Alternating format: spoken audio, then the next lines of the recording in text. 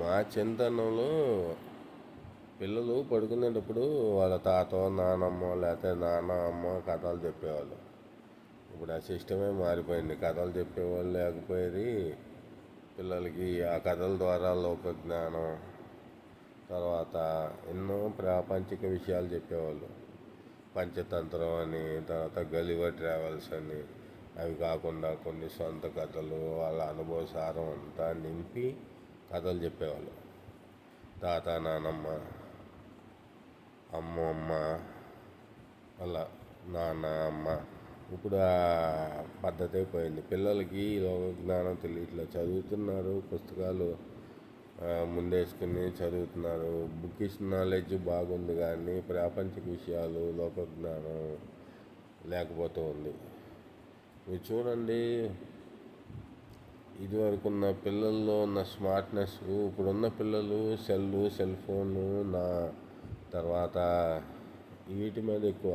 ఇదివరకు పిల్లలు పొద్దున్న నుంచి సాయంత్రం దాకా ఆడుకునేవాళ్ళు సెలవులు అంటే. ఇప్పుడు మీరు ఏ ప్లేస్కైనా వెళ్ళండి, పిల్లలు పార్కులో కూర్చొని సెల్ ఫోన్ ముందేసుకుని అలా చూస్తూ ఉంటారు. దాన్ని ఇంకా అది గేమ్స్ అని అవన్నీ ఇవన్నీ వీడియోస్ అని ఆడుకునే పిల్లలు అసలు లేనే లేదు.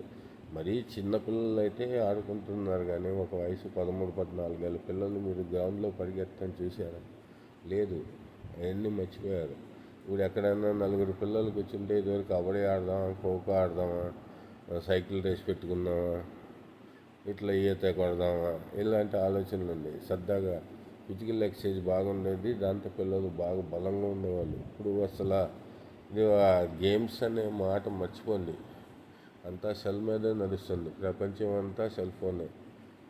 దానివల్ల కళ్ళు ఎఫెక్ట్ అవ్వటమే కాకుండా పిల్లలు చాలా ఇబ్బందులు పడుతూ ఉన్నారు మానసికంగా. అవేవో గేమ్స్ అవి అర్థం కావు. పిల్లల వయసుకు మించినటువంటి గేమ్స్, వైలెన్స్ ఎక్కువ ఉంటుంది. అయినా ఎంతవరకు అదుపులో పెడతారు తల్లిదండ్రులు? స్వీయ నియంత్రణ ఉండాలి పిల్లలకి. ఇప్పుడు నలుగురు చేరారు అనుకోండి, ఇదే పని, ఏదో గేము. అంతేగాని కాసేపు ఏదో సైకిల్ మీద అలా దూరాలకు వెళ్ళొద్దాం ఏంటి, ఏదన్నా క్రికెట్ ఆడదాం, ఇది ఎవరున్నారు పిల్లలు ఇప్పుడు ఆడేవాళ్ళు? ఎవరో తక్కువ. ఏదో ఇంట్రెస్ట్ కొద్దీ ఆడుతున్నారు కానీ గ్రౌండ్లోకి వెళ్ళి ఆడేవాళ్ళు చాలా తక్కువ. అలా ఆడకపోతే పిల్లలకి శారీరక వ్యాయామం ఉండదు కదా.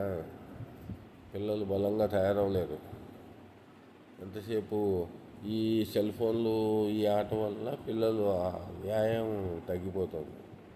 వ్యాయామం తగ్గిపోతే ఆకలి ఉండదు, సరిగ్గా ఆకలి దప్పులు ఉండవు, నిద్ర ఉండదు. దానివల్ల ఏమవుతుంది, ఓవరాల్గా హెల్త్ ఎఫెక్ట్ అవుతుంది, జ్ఞాపశక్తి తగ్గిపోతుంది. ఇన్ని రకాల ప్రాబ్లమ్స్ ఉన్నాయి. పూర్వం అసలు టీవీ ఉండేది కాదు మా చింతలో. టీవీ నేను 7వ తరగతిలో వచ్చింది. అంతకుముందు కాలక్షేపం కావాలంటే గ్రౌండ్కి వెళ్ళి ఆడటమే, వేరే మార్గం లేదు. నలుగురు కూర్చుని మాట్లాడుకుని అంత లేదు. ఆడుకుంటాం. అలసిపోయి ఇంటికి వచ్చిన రోజులు ఉన్నాయి. ఇప్పుడు అలసిపోయి ఇంటికి వచ్చిన ఎవరున్నారు పిల్లలు? అంత విధంగా ఆడేవాళ్ళు ఎవరు లేరు. ఆడాలి. ఇప్పుడు సెలవుల్లో పిల్లల్ని ఆడేవాళ్ళు. సెల్ ఫోను బయటికి వెళ్ళేటప్పుడు సెల్ ఫోన్ తీసేసుకుంటే ఆటోమేటిక్గా వాళ్ళు ఆడుకుంటారు. అంతేగాని వాళ్ళకి సెల్ ఫోన్ ఇచ్చి గ్రౌండ్కి పంపించినా మళ్ళీ అక్కడ ఒక చోట బెంచ్ మీద కూర్చుని మళ్ళీ ఇదే గేమ్స్ ఆడుకుంటారు. కాలక్షేపం అంటే వాళ్ళు సెల్ ఫోనే అనుకుంటున్నారు. సెల్ ఫోను వాళ్ళ వయసు నిదానంగా కాలాన్ని తినేస్తుంది. అది ఆలోచించుకొని పిల్లలు చక్కగా ఆటల్లో ఆడుకుని ప్రశాంతంగా హాయిగా జీవించాలి. Okay bye.